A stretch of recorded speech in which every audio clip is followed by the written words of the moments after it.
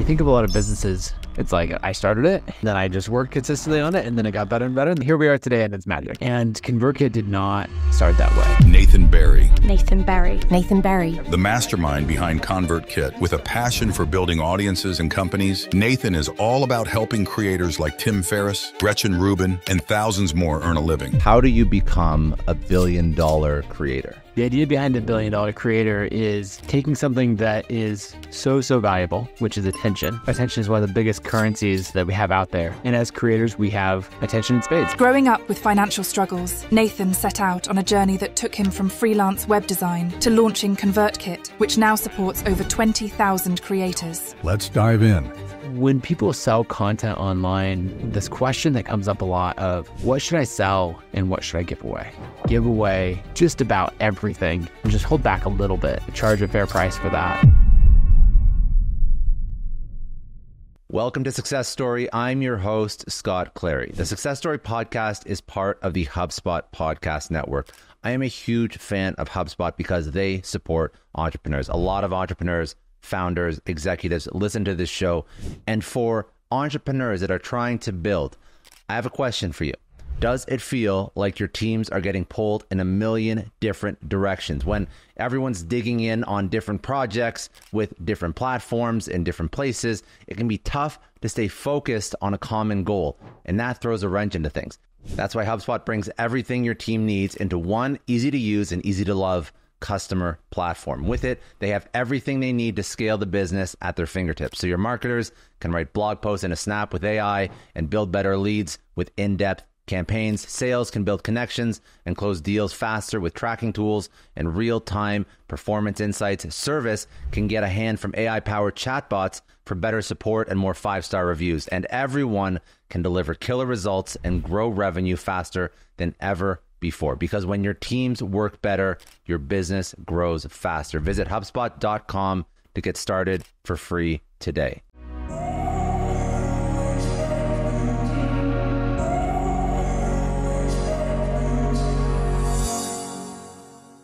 All right, Nathan, I'm super excited to have you on. This is going to be a lot of fun. I want to start this off just at a very high level, very open-ended question.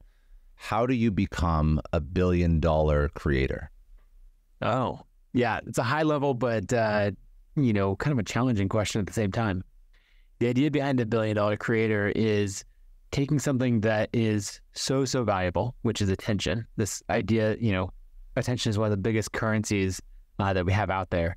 Companies are spending hundreds of billions of dollars to buy attention through ads. And as creators, we have attention in spades. That's what we're the best at, is creating and capturing attention. So it's taking that attention and then pointing it at something where you have real equity value.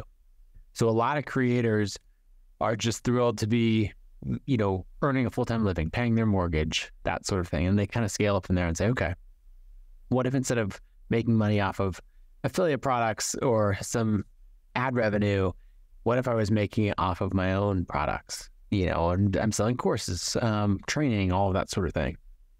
But really the ones that become billion-dollar creators are the ones who use their audience and attention to build a brand with lasting equity value. So one of my favorite examples is Mark Sisson, who had a blog called Mark's Daily Apple. It was one of the first paleo diet, paleo lifestyle blogs. He got that to the point where he was earning millions of dollars a year, which is fantastic. This is probably 2013 and 2015, around that time. And then what he did is he used that platform to launch a brand called Primal Kitchen, which is all around, making a paleo-friendly mayonnaise, and then got into salad dressing and other sauces from there. And he was able to use that audience to launch, so it was really hard in consumer packaged goods and scale it up. And within a few years, I think 3 or 4 years, he sold it to Kraft Foods for $200 million. And so, he took what was a good business and then, instead of selling, attention, he sold products and he scaled that up to, a massive exit. Not officially $1 billion, but you get the concept. Listen, that's a good amount of money for most creators. So I think that the hard part for creators, and I've thought about this a lot, and And what Mark did is actually very interesting. And I find this slightly novel because a lot of creators are creatives first and then they're business people second. And I actually think both of us were actually the opposite, because I come from a background in SaaS, also as do you. So you are business person, operator, build a business, understand it, understand the scale, growth, all of that. And then you're also a creator at the same time. But I think a lot of creators struggle with figuring out how to create enterprise value or to create something that they own, because a lot of creators outside of, we're not talking like the Logan Pauls or the Mr. Beast, that just have such massive reach that, yeah, they sneeze out a product, people are going to know about it. But people that don't have reach like that and they want to start a product and they don't know how to build a business per se. So how come Mark was successful when how many creators launch merch lines or pick a product and it just seems to fizzle out and it just seems to be tired and then they kill it? Even, who's that makeup artist? I'm going to blank on her name right now. Oh, my girlfriend's going to kill me. Anyways, there's a large makeup artist that just basically dropped her whole makeup line. But the point is, creators struggle building businesses. So how do they do that effectively? Or is it smarter for a creator to take equity in a company that has an operator that can an entrepreneur that can actually build something out for them? Yeah, there's a few things in that. First, I think you have to know what your strengths are. Like if you're saying, hey, I am the creative through and through, that is what I'm best at, I can get attention, but I don't want to get involved in software development, supply chain, operations, finance, any of that, then you should probably not get into those things just to chase money. So finding the operator is going to be really, really important. You know, in EOS, which is the Entrepreneur's Operating System, which is a popular, framework that a lot of founders use, they have this idea of the integrator, right? Someone who takes your ideas as the visionary, the spokesperson, all of that, and they're responsible for running the day-to-day operations. So I think at a minimum, creators are going to need a really great integrator, a COO, something like that. I think the creators should not shy away from those things. Like in the same way that you learn how to edit videos for YouTube, you can learn how to read a P&L and any of those other things. It's not just because there's some fancy certification that someone can get, doesn't mean it's actually that hard.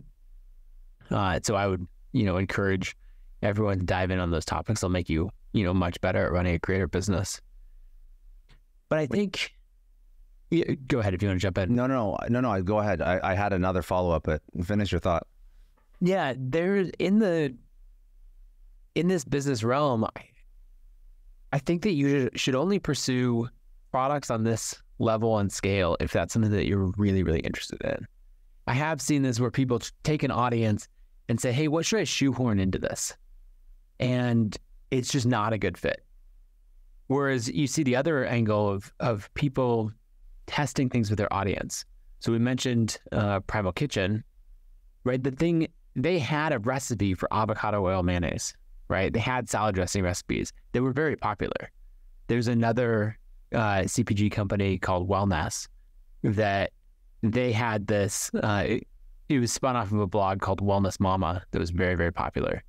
And they had this like homemade, natural products toothpaste recipe that was very popular. And so then they basically started saying, oh, let's take this thing that's already popular and put it out there. A third would be, Kettle and Fire. They make a bone broth. That was off of a very popular bone broth recipe, and they built a massive business off of it. So, you're following this trend that there's already interest and excitement. Another example that I really like is Mark Rober, where with his YouTube channel, he has 40 million subscribers or something crazy like that. He didn't start out saying, hey, I'm going to make a subscription science box. He started out being sponsored by, a monthly subscription box. And he's looking at how well does that work with my audience? He formed a great partnership with them. And at some point, he's looking and going, wait, I can make something significantly better than this. And I don't know the details, but they probably had decent terms for him. But he's like, wait, I can not only make a better business, but I can integrate it better with the videos. I can sell it better. And then, he's ended up making Crunch Labs, which I don't remember the numbers, but I want to say it's pushing 100 million a year in revenue. or something like that. Like the subscription numbers are absolutely wild. But it's because he's really looking for the early signs of product market fit instead of going out and saying, I have an audience, let's throw some merch at it. Let's, just trying to fill some of these things in that aren't really a sustainable business. I'm wondering if you've thought through this, because I'm sure you have. Like with ConvertKit, I know you're rebranding it as Kit now, but a lot of the audience knows it as ConvertKit. Did you have a strategy for preemptively finding product market fit or reverse engineering a product for an audience that you knew was going to be a hit? Or were there multiple iterations and failures and stresses? And I'm sure there were a lot of stresses along the way. But how seamless was that product when you chose to launch Kit from the ground up? And how did, talk me through your specific example of what you just suggested creators do? Because at the end of the day, what you just recommended creators do is just a smart entrepreneur idea. So my background's in software design. I've built a lot of iPhone apps. I've written books on iPhone and web app development, and that got me into the creator world. And so I didn't have an established audience and think, okay, what is interesting? Let me do software and figure that out. Because that's a whole challenging thing, as you know, from a lot of time spent in the software world. And so I was really a student of that in that business and that industry. So what I set out to do is really, as I came into the creator industry, is I wanted to build a better email tool. I was using, at the time, this is 2012, I guess. Yeah. So 12 years ago, I'm looking at the email tools. The main ones out there were Aweber, MailChimp, and Infusionsoft. And basically, if you were a direct response marketer, you used Aweber. If you had just gotten lumped into this industry, you just started, it was probably MailChimp. And if you were sophisticated, you used Infusionsoft. And so I was using MailChimp, and I remember thinking this is not made for people like me. I learned all these best practices, and then you had to hack it in, and I was writing custom code, and I was doing all this stuff for fairly basic things. And so I think a lot of businesses are born out of a pain point. And that's where ConvertKit was of, okay, this can be done better. I can build in the best practices by default for a specific audience. And so that was, we started out email marketing for bloggers and then expanded into creators. But it was not an overnight success by any means. And we can get into that if you'd like. Yeah, no, I think that, those are some of my favorite stories. It just shows the whole journey and all the ups and downs, and we'll get there. I guess let's go back to your childhood, because your father owned a Christian bookstore. Is that correct? And he was entrepreneurial, and that was sort of your first entrepreneurial bug. Walk me through, or at least exposure. Walk me through some of the really early childhood experiences. It could be that, it could be other experiences that sort of shaped you into an entrepreneur. Yeah, I think there's a couple. The first was just being very aware of money, or the lack of money. My dad running a ministry type business, it was supported on donations and all of that. And so I was just very aware of the lack of money in my family, watched it be a point of stress between my parents. They eventually divorced, with money being a big factor in that. Another one would be, my upbringing. I was homeschooled, and Derek Sivers talks about this in his book, Anything You Want. He has this experience going to the Berklee School of Music, where someone sits him down and is basically there is no speed limit. You can go at your own pace. And they teach him a semester's worth of music theory in a day. And then he tests out of the class and moves on. And that was my experience as a kid, where the first time I remember was being 11 or 12. And I grew up in the mountains outside of Boise. And I remember just the most amazing snow coming down and thinking I have all of this school to do, and I just want to be outside sledding. And my mom said to me, this is a fixed amount of work, not a fixed amount of time. Just because school normally takes till 2 or 3 p.m. every day doesn't mean it has to. Whenever this is done, you can go sledding. And you've never seen a more focused 12-year-old like in your life. You know, I got all of my math, literature, everything done. Like 2 hours later, I was out sledding, you know, by 10 a.m. probably. And that stuck with me in a huge way. And that's really how life works. And I ended up playing it forward in a much bigger way where I was always trying to keep up with my older siblings. And so a lot of my friends were my older siblings' friends. So they were, you know, 2, 3, 4 years older than me. And that didn't seem to matter. They were super inclusive. They let me tag along to everything until I realized, oh, wait, they're all like 16 years old and I'm 13. They're going to be going off to college really soon. And this age gap that didn't feel like a big deal is about to be a giant chasm where they'll be gone and I'll be here. And so I was thinking, yeah, I was just talking to my mom about it. And I asked, like, is high school a set number of years or is it a fixed amount of work? And she was like, it's a fixed amount of work. You have older siblings. The curriculum is already laid out. Like, you can graduate whenever all of this is done to acceptable grade levels. And so it was exactly like that sledding example where I remember thinking we would do these drives from Boise to Seattle to visit family. You know, it's like an 8.5 hour drive. And I remember thinking, like, I'm really bored when I'm doing math. I'm also really bored when I'm on these drives. Like, why not just combine these two? I have my older brother sitting next to me who's already done, you know, algebra 2 or whatever. And so in that 8-hour drive, I would do like a month's or more worth of math lessons, just power through 30 or 40 lessons, learn all of that. And yeah, you know, get help whenever I needed to. And I just had that mindset. And so I ended up graduating high school when I was 15, going on to college. I dropped out of college when I was 17, halfway through a degree to start. By the way, I'll let you know that when you're trying to research like your past and your timeline, it was very confusing because I saw that you dropped out at 17 and I couldn't figure out why. Like, I was using like AI to like do research and stuff like that to prep for the show. And I'm like, something's not working right. Like, something's totally up. No, so you were homeschooled and this is what allowed you to adopt that mindset, which allowed you to apply to, get into, and then drop out at 17. Yeah, so it's this idea that, you know, I didn't read this from Derek Sivers probably until I was, you know, 20 or more. I'd have to look when the book Anything You Want came out.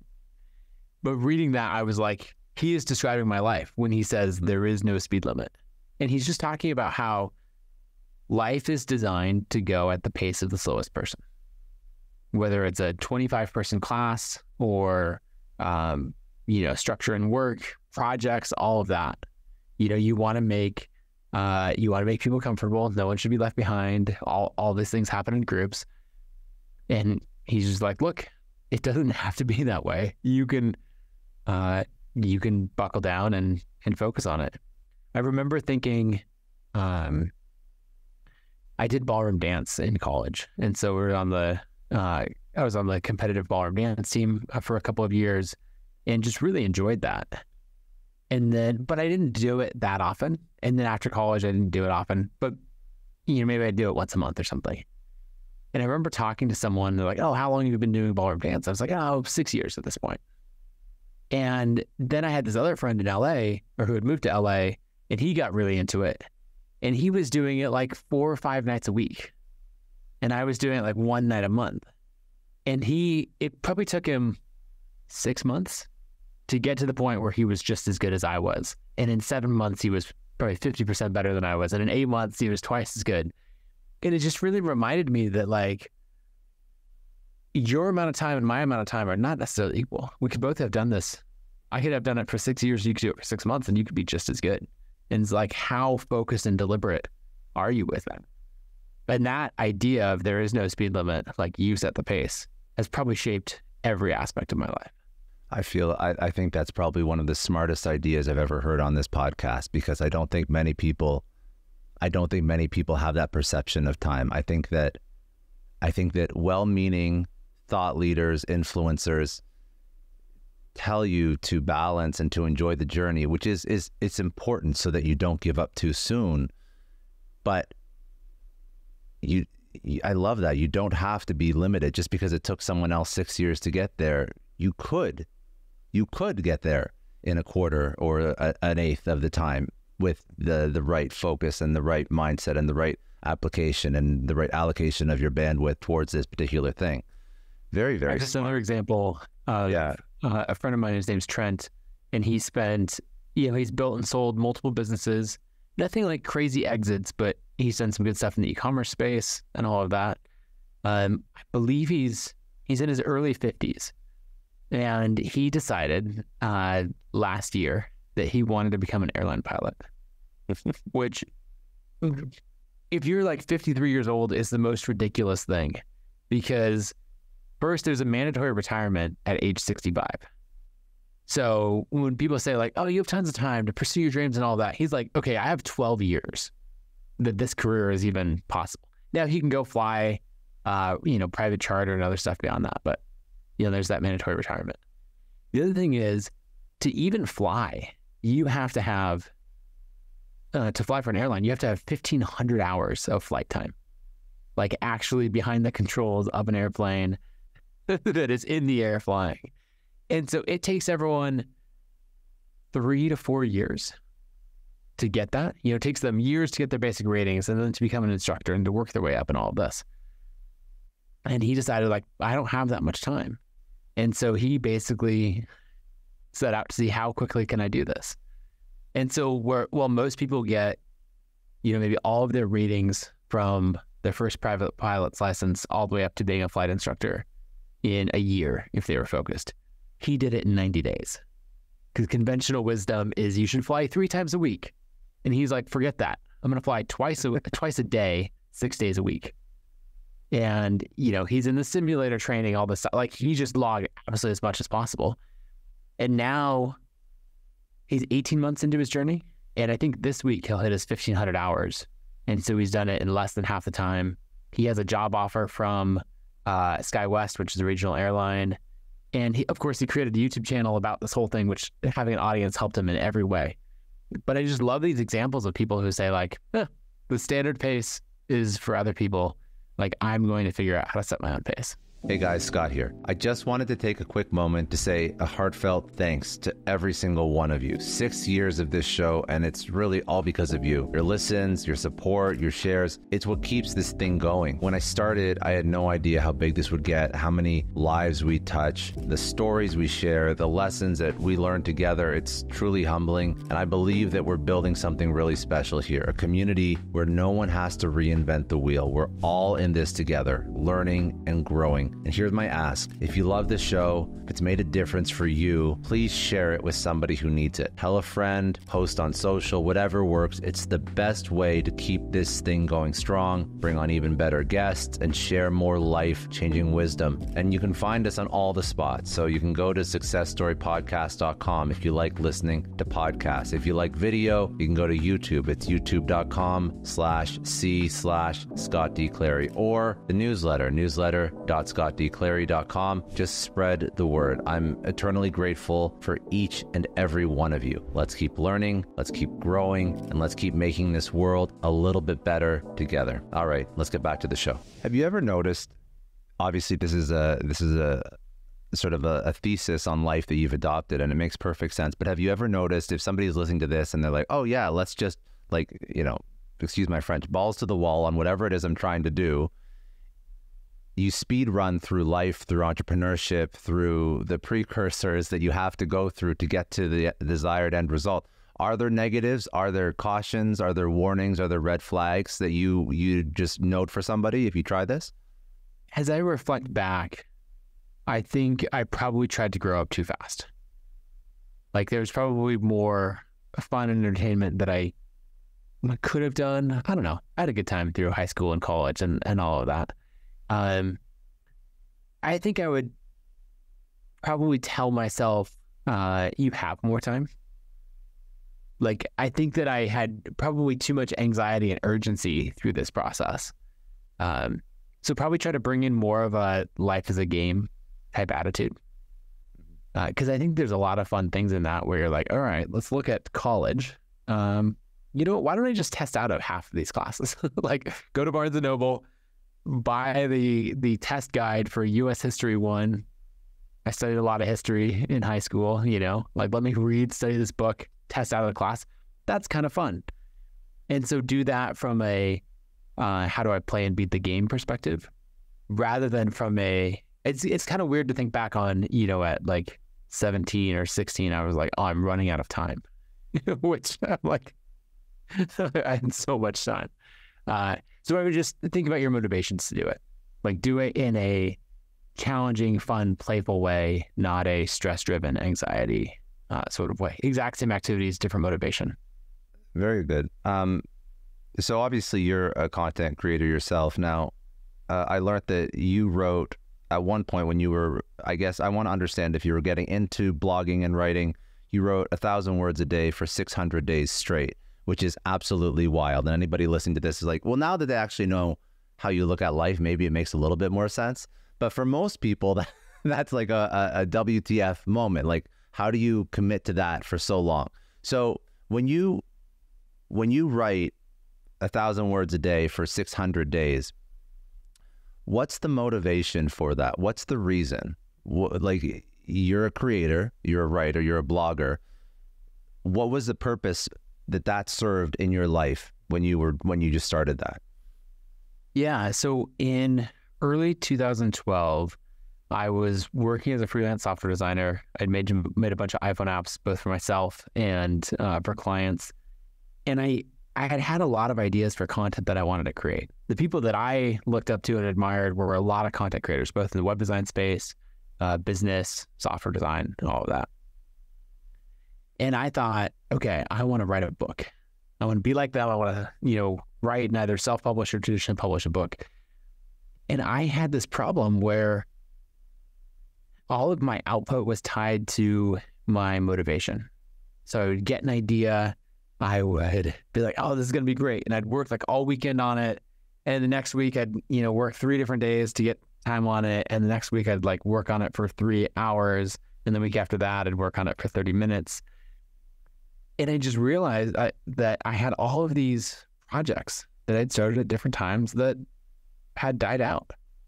And I realized that I was never going to achieve what I wanted to if motivation and output were tied together one-to-one. That was never going to work. And so I had to figure out, how do I disconnect these things so that I have productive output regardless of, my current energy and motivation. And around that time, I was following Chris Guillebeau, who is one of these creators that has really inspired me for so many things. And he had this line where he said, it's really easy to publish a book every year and a self-published book, write 100 blog posts, 50 guest posts, and maybe some long form magazine pieces. It's really easy to do that in a single year. And I'm like, I can't even write a blog consistently. There's something easy about what you're describing. But he kept going. He said, if you just write 1,000 words a day. In 1,000 words, I was like, well, that's a lot. 4 digits of anything feels like a lot. But then he broke it down and he's like, look, that's like 2.5 pages of content. It's not actually that much. If you're on a roll, that's 45 minutes. If you're grinding it out and it's hard, that's 2 hours, maybe. And so I was thinking about this. I was like, okay, that's going to be my goal. I have to disconnect the output from my current motivation. And so I will write 1,000 words a day, no matter what. That is my primary goal. And I really focused on that. Actually, the first thing that I did since I was a software developer is I went and made an app to track a streak of writing 1,000 words a day. And then I launched into actually doing it. But I ended up, getting like 10 days in a row, and then I broke my streak. And then I got 5 days and broke it. And then the third time I was like, all right, I'm going to do this no matter what. So I scheduled the time in on my calendar. I set multiple reminders so that it would pop up and be like, hey, did you write 1,000 words today? And I just nose to the grindstone, got that done every single day. And there were days I would count editing.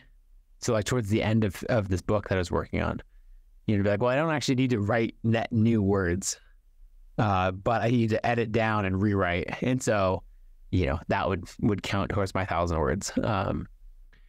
And by the time I published my book, it was called the App Design Handbook. I published it in September 2012, and I was done. And I'd gotten to 80 days in a row of writing 1,000 words. And the next day, Commit, the app that I'd made, popped up and said, "Are you going to write 1,000 words today?" And I was like, "No, I did it." Check. The book had been a big success beyond my dreams. But then I thought, I don't want to break that chain. And so then I was like, let me write a blog post about how the book launch did and the lessons that I learned.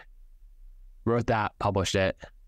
And then sure enough, the next day, the app popped up and said, "Are you going to write 1,000 words today?" And I was like, well, no. I thought, what the hell? Let's write another book. And so 90 days later, I'd written and published another book on designing web applications. And then I just kept that streak going.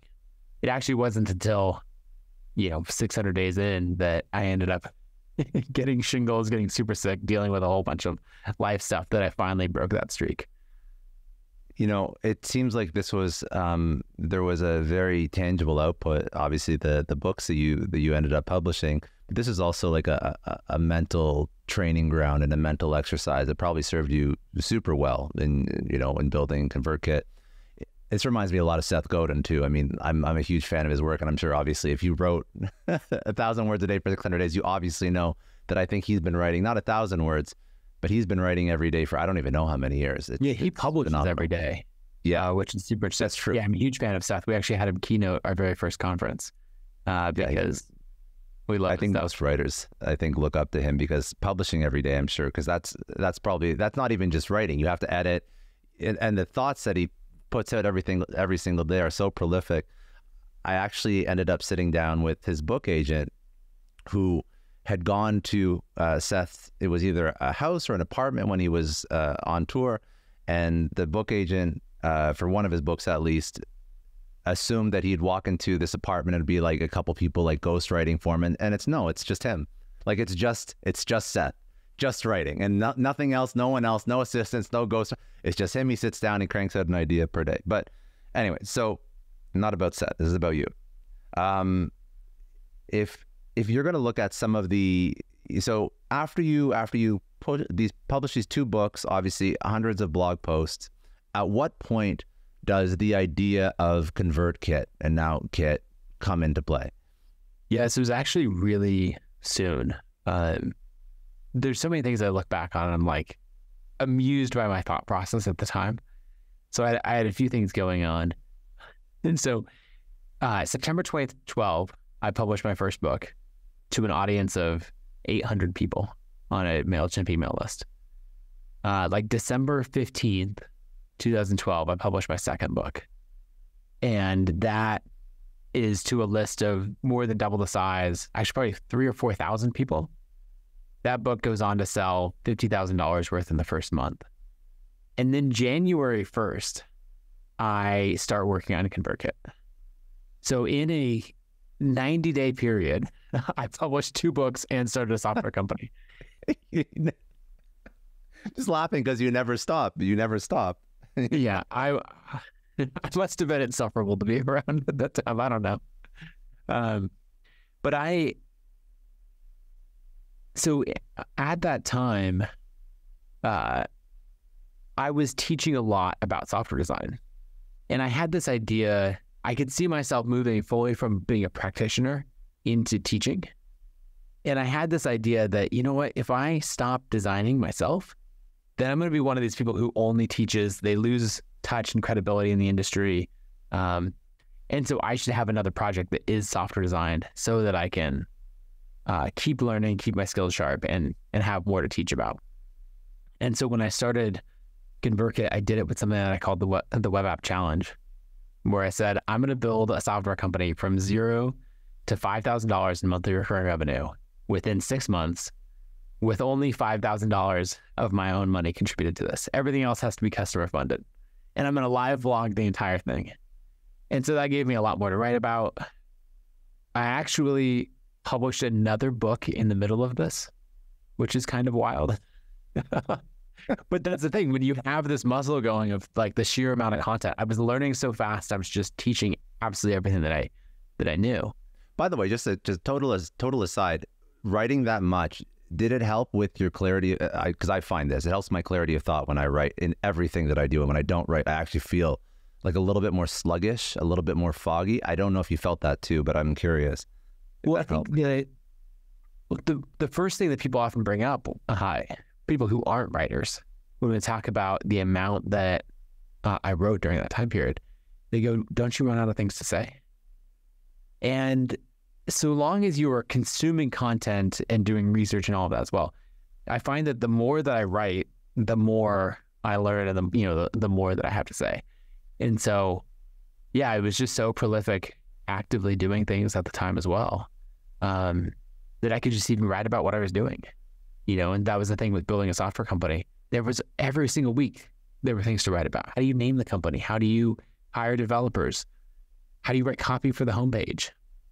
And that's really where I cemented these core values or these mantras that I have, which are, there's now 4 of them, but the first is teach everything you know. Second is create every day. Third is work in public. And then the 4th is default to generosity. And all of this is around constantly creating, constantly learning and sharing. And if you do those things consistently, you cannot lose. I don't want to move off of ConvertKit just yet, but because you brought it up, and I was going to bring those, I thought there was 3 things, but I didn't realize you added a 4th. So those 4 mantras, maybe just 2-3 sentences on each one for a creator that's listening to this, or an entrepreneur that wants to be a creator. How do they adopt those 4 mantras as they go out and they create content, they document their journey, they vlog, they meme, they tweet, they write, they do whatever? Yeah, so the first one of teach everything you know really was a hard-earned lesson for me, because I got started in web design and all of that, and I just didn't understand the difference between the expertise that I had and the expertise of those who were public and out there and famous. And it wasn't until I realized that it's not that people teach because they're experts. It's actually the inverse. We perceive them as experts because they teach. And so I was thinking I can't write blog posts on this. I can't, I'm not an expert. And so I can't teach any of this. But then it was that I realized it actually was the first time I was trying to install Ruby on Rails on my computer, the programming framework. And I read an article written by an expert and it didn't make any sense. It felt like it made sense to them and they'd skip past some key stuff. And then I found an article written by an absolute beginner who had read the first article, suffered through it, learned all of the missing points that a beginner, actually encountered, and they wrote theirs. And I was like, here's someone who's 2 steps ahead of me, and they wrote something that was far more useful to me. And so then I always had that mindset of, okay, I'm not going to teach from an ivory tower up the top and here's how things work. I'm going to say, hey, here's what I just learned. I hope it's helpful, as a breadcrumb for you as you follow in my footsteps. And that changed the game. That immediately gave me thousands of things to write about, because it's from the place of a non-expert, I know a lot. The second one of create every day really came back to that lesson of writing every day and actually finishing the book of you can't have these false starts. You can't tie effort to motivation. And it's just show up. I don't know which famous author this is a quote from, but it's something I only write when I'm inspired, but conveniently I get inspired every morning at 9 a.m. sharp. And it's just I am a professional. I do this. You mentioned Seth Godin, and he has this essay called A Manifesto for Small Teams Doing Important Work. And it's one of those things, it's 100 words long, 200 words long. It's very short. And it's just so good. But it's basically the gist is you are a professional, act like it. And yeah, that was huge for me. The third one of work in public is really just separating this idea of, what I'm doing and what I'm teaching. And just saying look, I can just talk about what I'm doing. I don't even have to be teaching. I can just say, here's a problem that I'm running into, but I don't have to have the answer. Or here's a milestone that we hit. Here's what we're celebrating. Here's what we're challenged with. And that in itself is interesting, engaging content. I remember a time working on ConvertKit where I was struggling with the copy for the sales page. And I just talked about it in one of my blog posts. I'm struggling with how to write this. And then Amy Hoy, this amazing copywriter and business leader in the bootstrap software world, who I'd met and we talked. I think we'd met once at a conference. But she just messaged me and said, hey, I'll help you. And we got on a Skype call and we rewrote all of the copy. And then instead of saying like, here's the final version, I did that. But then I published a whole blog post about everything I learned, like the transcripts of some of our conversations. And that was one of the most popular things I'd written because they wanted to see like how a great copywriter works behind the scenes. And then, so that's work in public. The final one is default to generosity. When people sell content online, they have this question that comes up a lot of what should I sell and what should I give away?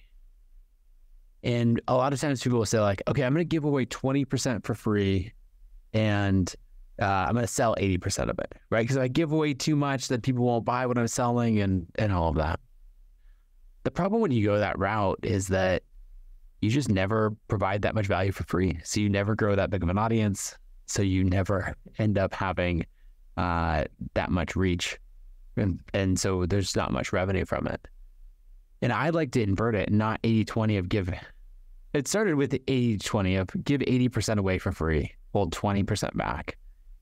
I think now I'm probably more like 95-5 of default to generosity, give away just about everything, and then just hold back a little bit, charge a fair price for that.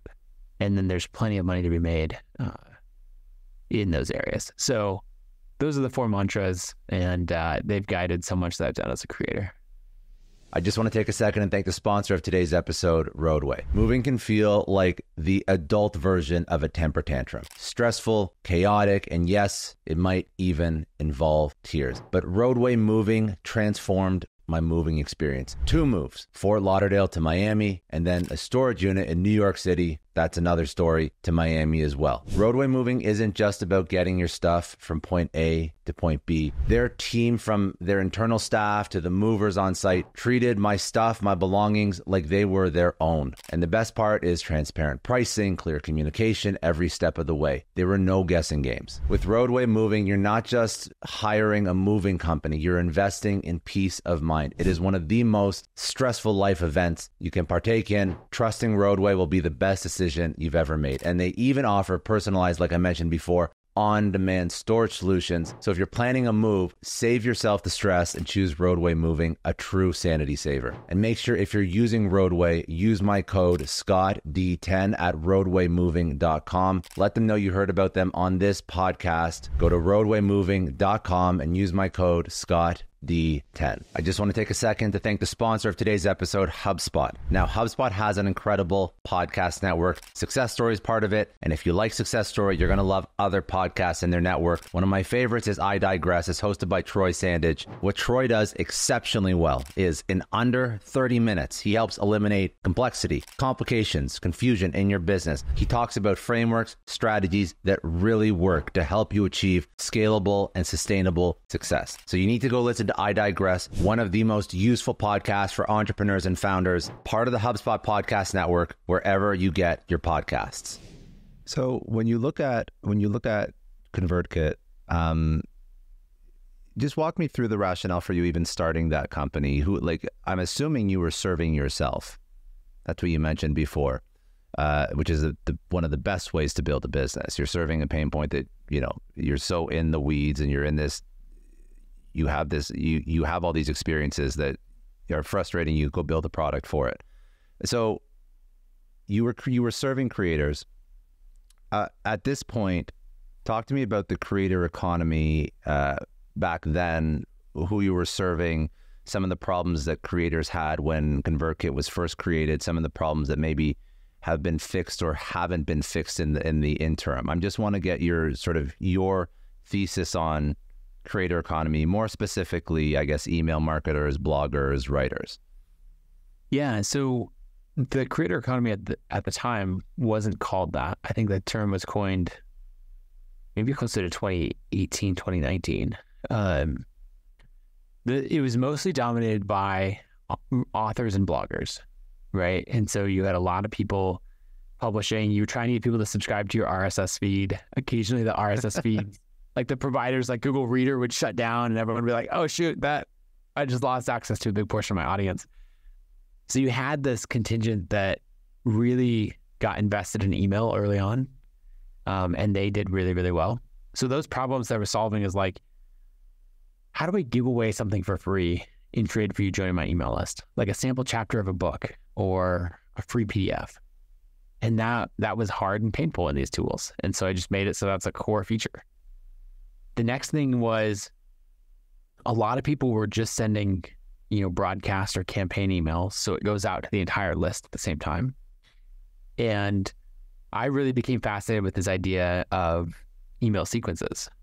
Of basically, if you join on day one, you're going to get emails timed to you. And if I join 10 days later, I'm going to get the same emails, but timed exactly to me. And this idea that like, wait a second, I could make this sequence once and it could work perfectly. And if someone joins a year from now, they're not going to miss out on all the great content that I already shared. But there was no interface that made writing these sequences like easy and effective. And so one of my first innovations was actually just making an interface where you had the main email editor and then you had all the other emails down the side. So you could tab between them super easily instead of like going all the way in and then all the way back out. And so actually ConvertKit was launched really on those two ideas of making that easy. And then as we expanded, as a lot into deliverability and tagging and segmentation and reporting and all of those things, basically viewed through the lens of like writers and content creators, because every other tool was like, hey, we're for all of small business, And so having that narrow lens allowed us to build something that was really effective, but didn't, have all the clunkiness of trying to serve everyone.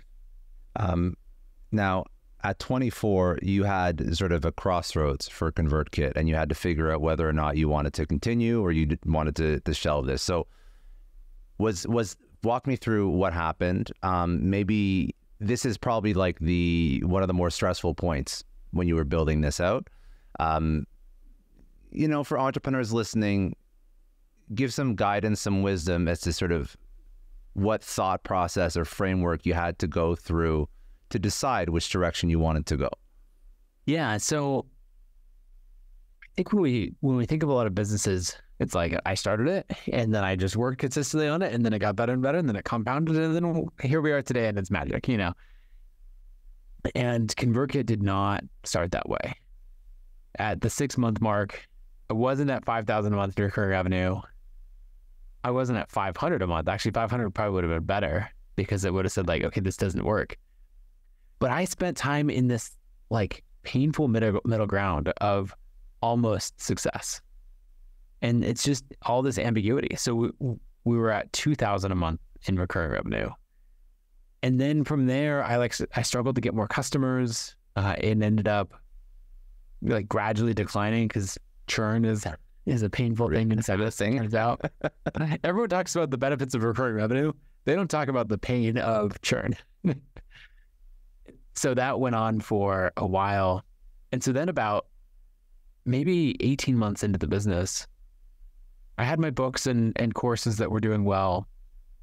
And I was at a conference and one of the other speakers there, Heaton Shaw, we were walking back from dinner and he just said like, hey man, I think you should shut down ConvertKit.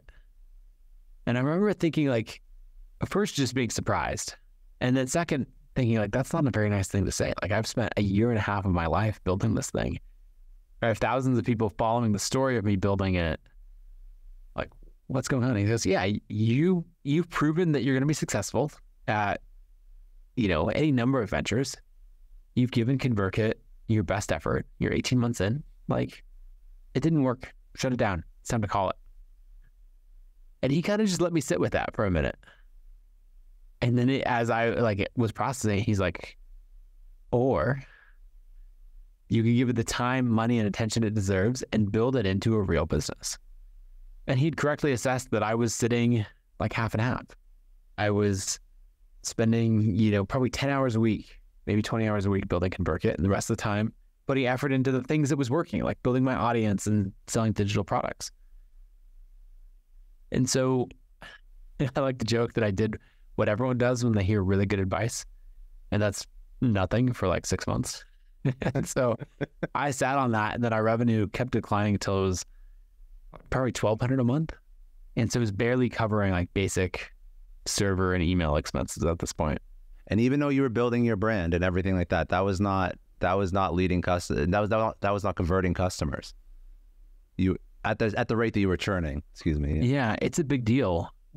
So it's a big deal to move your business to any software, and you really don't want to move your business to software that is not growing and thriving. And and then especially if it's super early on, then you're like, this doesn't even have half the basic features that I need, right? Because, whenever we complain about a feature not being there in software, it's like, well, someone had to build it at some point. And like the competitors have a 10-year head start of building all of the, the commonplace features. So yeah, it continued to shrink. And I ended up making like a really simple 2-question framework for how you decide when to shut something down and when to double down. Because we all hear these stories of like, it was really, really hard, and then I persevered through it, and now, Red Bull has gone public, or, who knows what, right? Because Red Bull is still privately held, but you get the idea. Yeah. And so I didn't want to be the person who gave up too soon. And I also didn't want to be the person who wasted years of his life building something that was never going to work, or at least fighting ridiculous headwinds the whole way. And just actually, that's a really good point, that you only hear the stories that actually worked out. So there is a little bit of a bias, 100%. Yeah, and I think it's a really tough place to be, especially when you don't have clear signal, right? If no one buys it, then the answer is pretty clear. Shut it down and move on. But if you're like, no, it could work. And so the 2 questions were, first, do I still want this as much today as the day that I started? Because if not, you can move on. Maybe it's that thing where like, oh, I'm going to write a book, and you're so motivated and you're excited. And then like 2 weeks later, you're like, I don't really want that anymore. And if that's the case, like shut it down, move on, and do it totally guilt-free. You probably learned some great things in the process. But if you still want it, and for me, I was like, yes, I absolutely want to be the CEO of a software company. I want to build this. This is the next challenge. I was like, all right, we'll move to question number 2. And the second question is just, have you given this every possible chance to succeed? Because if you really, really want it, and you've given it your best effort, and you're years in and it's not working, there's probably some serious headwinds. The idea doesn't work. You're too early. You're too late. You're not the right person to solve this problem. Any number of things. But you can shut it down and move on knowing that you truly gave it your best. But for me, the answer is no. I felt like I hadn't. And that is a tough place to be. On one hand, where you say, I really, really want this. And then over here, you're like, but I haven't given it my best. And I imagine this person, like, who I would end up as years from then at a party, being like, oh yeah. So it was like, hey, what happened with ConvertKit? And like, oh, if I really focused on that, I could have made that thing work. Or if I just tried this, or I just tried that. And I realized that was going to lead to regret, but basically always wondering, could I have pulled that off if I had just done these things? If I'd given it every possible chance. And I realized that was something I was not willing to live with. And so that really left me in the place of like, all right, I can only shut this down when I feel like I've truly given this my absolute best effort. And that made it very clear that I had to double down. Can I ask, why the difference in mindset from somebody who wanted to compress time as much as possible to get to the next stage of life and to put their all into school and to blog writing and to book writing and to all these other things that seem to be these adjacent things. Why did you switch your mindset and not have that enthusiasm into your main thing, ConvertKit, from day one? Yeah, so I think I definitely did for the first 6 months. And then it became hard to continue to work on it as it didn't have traction. You know, if I think back on all the things that I had, they had really positive short-term feedback loops where they, you know, that's the thing about content creation. You can, if you're getting traction, you get these feedback loops of comments and likes and engagement on your ideas. Now, the hard thing is when you're just starting out, you don't have that. And so, you know, you really have to suffer through that time period of no positive feedback because you're writing to, 3 friends or family. So I think I was split basically about 6 months, probably a year in to work on ConvertKit. I was doing 2 things at once. One was really working and one was really not working. And so the building the audience and selling books and courses continued to work well. And it got to the point, I was making $250,000 a year on that venture. And then, over on the software side, it was just a grind. It wasn't until later on that I watched a conference talk from a woman named Gail Goodman. She was the CEO of Constant Contact. And the talk is called The Long, Slow SaaS Ramp of Death. And it is about their grind building Constant Contact, an email company, from like 1998 maybe, or 2000, somewhere right in there, like for the next, I think she's probably 15 years in at the time that she gives that talk. And she basically talks about how like it is so slow going. And I didn't understand that. I didn't understand the compounding nature of software. And so I was looking, my energy followed where I was getting the feedback, which was in the content creation. So obviously when you had that conversation and you had that thought about, should I shut this down? You applied that sort of that 2-pronged test to figure out whether or not you should or shouldn't. Okay, you decide to go back into it. That's a pivotal moment, obviously. What was the strategy, the framework, the mental model that you had to apply so that 6 months later, the same thing didn't happen? Yeah, so there's a few different things. First, I realized that my artificial constraints were foolish. I was taking something hard and making it next to impossible. And so saying like, okay, I have to fund this only with customer money. So I stopped and I took most of our savings and put $50,000 into the business. The second thing I realized is I couldn't build this with contractors. I needed someone on the engineering product side who was focused on this 100%. A friend of mine, Danny Inney, talks about hiring contractors versus full-time team members. And he says, if you pay for half of someone's time, you get a quarter of their attention.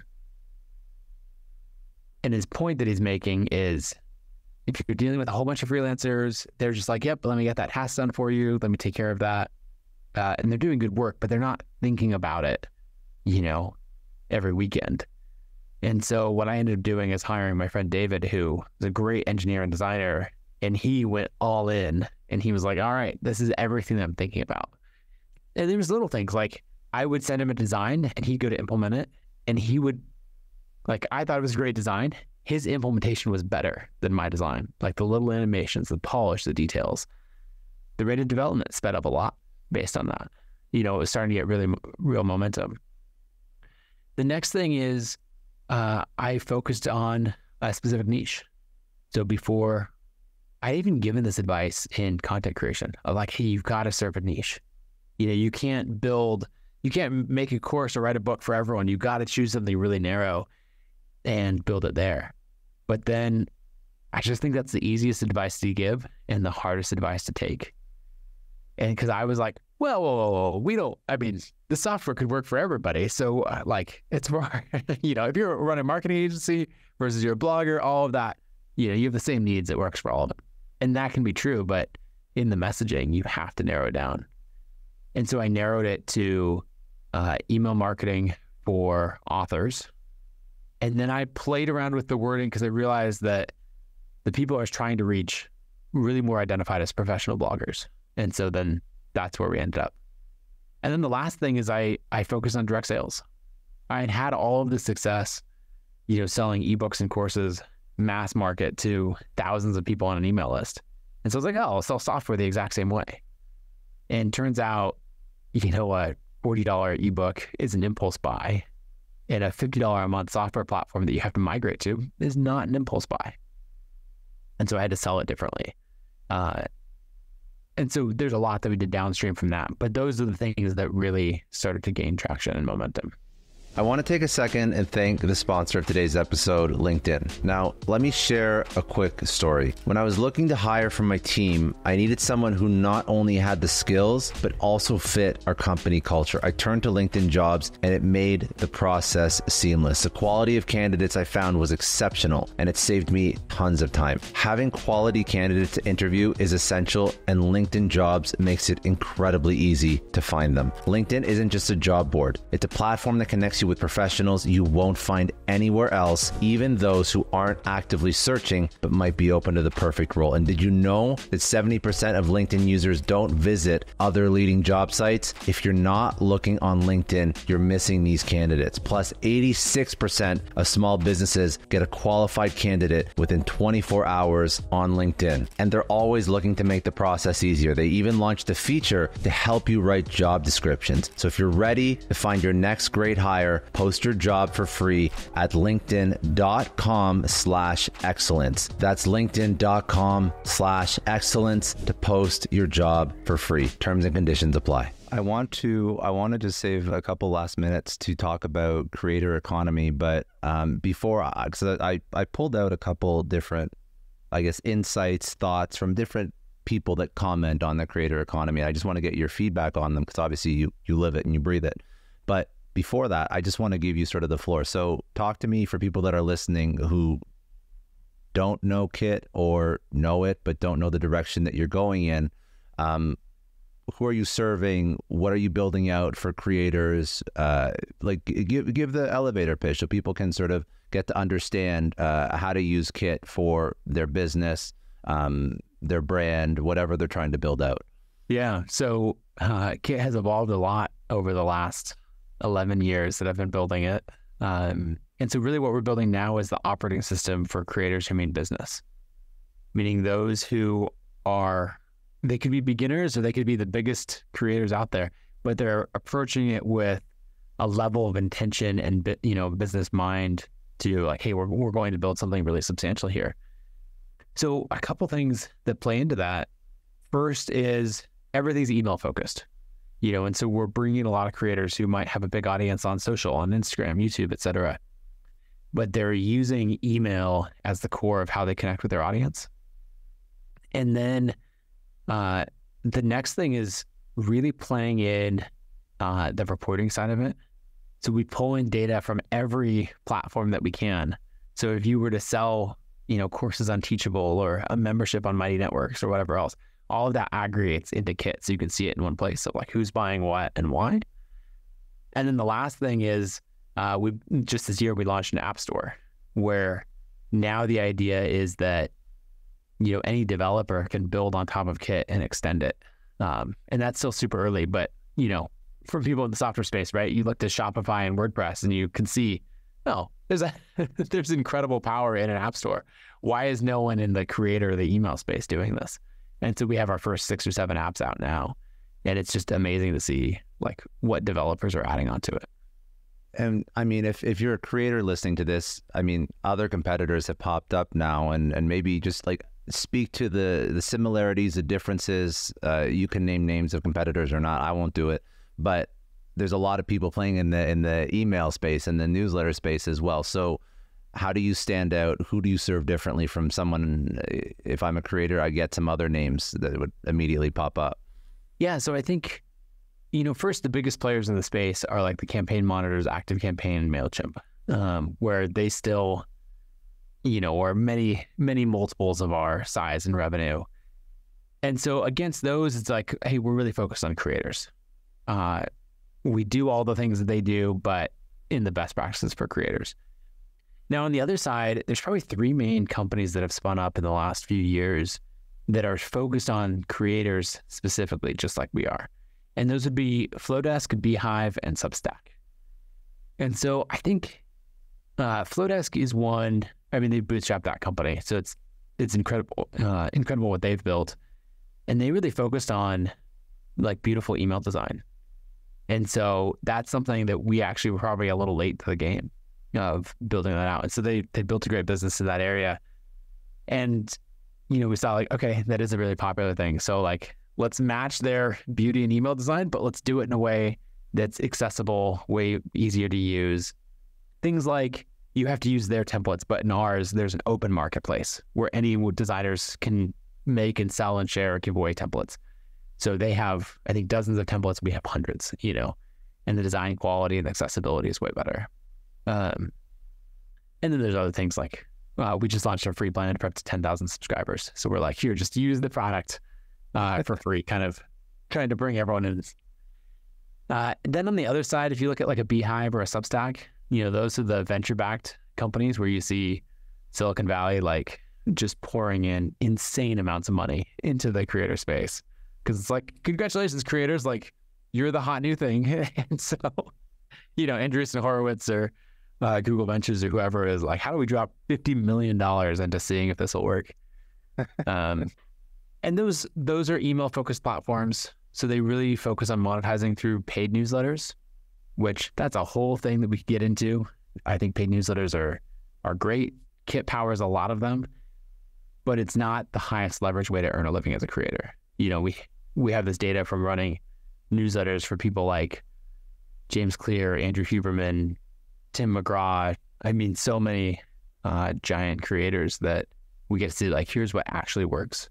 And it's really creators selling their own products that turns into that business that where you're doing millions or tens of millions a year in revenue. So yeah, we're the indie platform built specifically for creators. And I think playing on that, like it's extensible and it grows with you is kind of the main idea. I'm curious about some of your thoughts on the future of the creator economy. So I was just looking at both some contrarian opinions, some thoughts. So one thought, the guy who put this out there is Alex Kantrowitz. He's a journalist. He has a podcast. But the point is, the thought and the quote is, after years of hype, the creator economy is slamming into reality and influencer programs are shuttering, investment is drying up, and worsening economic conditions are threatening to crush creators and the tech infrastructure behind them. While today's economic downturn is causing broad pain, the creator economy is suffering in particular because its middle class hasn't yet emerged. What do you feel? What are your thoughts on this quote? Yeah, there was a whole trend maybe 2021 where people were saying like the creator economy doesn't have a middle class. And it was really interesting. This came about a bunch in the news. And then this is a continuation of that, like middle class hasn't emerged yet. And I remember watching that and thinking like, they could not be more wrong. But I understood where they were coming from, because basically what they were seeing is in the influencer space, all these people trying, not getting traction. Maybe they got a whole bunch of views on TikTok, like 100,000 followers and a bunch of views on TikTok, but that never turned into revenue. And then you had the other end of the spectrum where you have the big name celebrities or those creators who then became big name celebrities who are getting huge amounts of money. Like I think it was just announced yesterday or today that Wondery did $100 million deal for the Kelsey Brothers podcast, and you're like, okay, so we have the two extremes. We have people making insane amounts of money, right? Like that's like close to the amount of money they made as, NFL, like star NFL players, that they're doing it for a weekly podcast now. And then no money at all on the other end. But what we were seeing, and what we've always seen at Kit, is the thriving middle class, right? We're seeing the creator who is teaching something of value. They're teaching design. They're a teacher in Kansas who's like, hey, this is what it looks like to run and manage a good classroom. Here are my lesson plans for, high school English. and their customers are other teachers who are trying to do their job better, right? And I see example after example of people making hundreds of thousands of dollars a year off of all kinds of industries, whether it's cooking or bird watching or, development, any of these things. And there's a very thriving middle class. But the difference is they're not chasing views, and they're usually not driving it based on advertising or sponsorship revenue. So what they're doing instead is they're teaching something of a lot of value. Most often they're teaching a skill that makes money to people who have money. And in that, they're building a deep relationship with a smaller audience. And then they're selling a product themselves. And there's such a clear path to making tens of thousands or hundreds of thousands of dollars off of that. And so I think there's a lot of money that has come into the creator economy chasing these extremes. And so far, that has mostly skipped over the middle class. And so it's sort of the tools like Kit that are just like, hey, we've always been here. We have a firsthand seat, to what actually works. And we're at this point. You're enabling the middle class with Kit, really. Yeah. And we're watching literally billions of dollars of transactions go by across the platform, and people earning a huge amount of money. And it's not as flashy, or basically still the press hasn't picked up on it. And also I think it's because people kind of they've seen like influencers take off in a way, and people kind of want influencers to fail because it feels cheesy and fake. And so that's a headline that people want to write. It's a very different headline to be like, no, there's people who are like, there's creators who are delivering substantial value and earning a solid income and, going from there. It's not as sexy a headline. And it also seems like there's, in the same vein of thought, people look at traditional and legacy news organizations, and they like, this is actually the second quote that I was going to bring up was from where was this here? Oh, it was from Jack Conte, the CEO of Patreon, and he was talking about creators are about to have the leverage, control, and political and cultural influence to a degree that's unprecedented. But there is an insinuation in that thought that the goal of the creator is to replace traditional media and replace traditional news. And with that thought comes, okay, if I'm going to replace traditional news, then how do I structure a business in the same way as a news organization would, with sponsors and advertisers? And I think these are the goals of a creator that doesn't understand, for example, how to sell a product or how to build a business. They just want to create the most amount of impressions or eyeballs, and then the sponsors are going to come. And this is the way media has always kind of worked. I mean, news doesn't traditionally sell an information product or a course or some sort of instruction to solve a problem. But I think that the way you approach the creator economy, or the way that you enable and empower creators, is a much healthier way, and it's a much quicker path to revenue. That's the way that I see it. Yeah, I think that's right. And you do have examples of news organizations that sell products. Like Bloomberg News, for example, has the Bloomberg Terminal, which is a very, every trader on Wall Street uses that product. And you see a lot of businesses around it. And you see like the New York Times, they've had a lot of success with their subscription product. There's a lot of other publications that have not had success with their subscription products, but you see the wide range of it. But yeah, I think that creators have this opportunity. Their influence is just going to keep growing. You think about the content that you're consuming, even people from the creator world who break out into the traditional space. You take like a Matt Rife in the comedy space, right? He very much grew up in this digitally native world. And yes, he's doing Netflix specials now, and that, like, he's broken through into the prime angle, but he still has this direct connection with his audience. If at any point he didn't get, the third Netflix special or something, he could be like, cool, no big deal. Because I have, millions of people on my email list and on my social followings that I can just pursue in other ways. If people want to connect with you, where should they go? Where do you want to send people who listen to this, who want to get more involved in Kit or just sort of consume more of your content? Yeah, I think the first thing is I'm on a podcast called The $1 Billion Creator. Very soon it'll just be called The Nathan Barry Show. We're going to keep things simple. So just search that on YouTube. And then, nathanbarry.com to subscribe to my newsletter. And then kit.com to see everything that we're doing to power the creator economy. I love it. All right, last bit of wisdom for entrepreneurs, for people listening, for creators. I guess entrepreneurs and creators are one and the same at this point. But if you were going to go back and tell you're young, so I was going to say your 20-year-old self, maybe tell your 15-year-old self one piece of wisdom or insight or lesson learned, what would that be? Oh man, there's so many things that I did that I would absolutely do again. I think going back to the idea of there is no speed limit. That's the thing that would just hammer home of like, do that, keep directing that in the way that you want. And I would just add the caveat of pay attention to your motivations as you do it.